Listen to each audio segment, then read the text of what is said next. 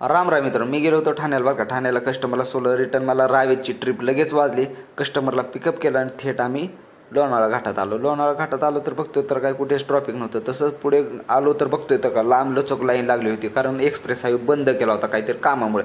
तसं त्याच्यामुळे आम्हाला कुसगाव टोलनी ओल्ड हायवेने पुढे सोडायला लागली होती.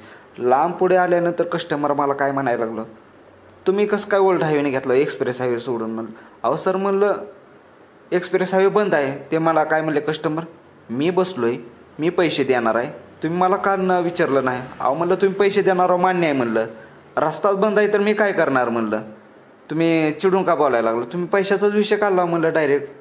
काय संबंध आहे म्हणलं पैशाचा? तसंच सरळ आम्ही तळेगावला आलो बरं का. तळेगावला पण लागलं ट्रॉफिक लागलं कसं बसं. तिथं 10-5 मिनिटं गेलं आणि तिथं लागला होता बोर्ड बरं का. आता लोणावळ्यासारखं सिस्टीम बी आता तळेगावला आली बरं का, कारण ओला उबेरला पिकअप करू देणार नाहीत. लक्ष द्या. आता तळेगाव क्रॉस करून आम्ही पुढे निघालो बरं का. शिरगावच्या टोलच्या अलीकडेच मी रॉंग साईडला गाडी आपली एक्सप्रेस हायवेला पोहोचलो बरं का. तिथं बघतोय तर का आपली कुणाची सध्या गाडी नको, फक्त एकट्याचीच गाडी होती बरं का. कस्टमरला त्यांच्या लोकेशनला सोडलं तर बिल झालं 2100 रुपये. ते म्हणलं एवढं कसं काय बिल? म्हणलं ते उबेरला विचारा. म्हणलं तुम्ही तर ओल्ड आहे ना आणली की मग टोलचे पैसे ते मला द्यावे लागणार नाहीत का? म्हणलं मी.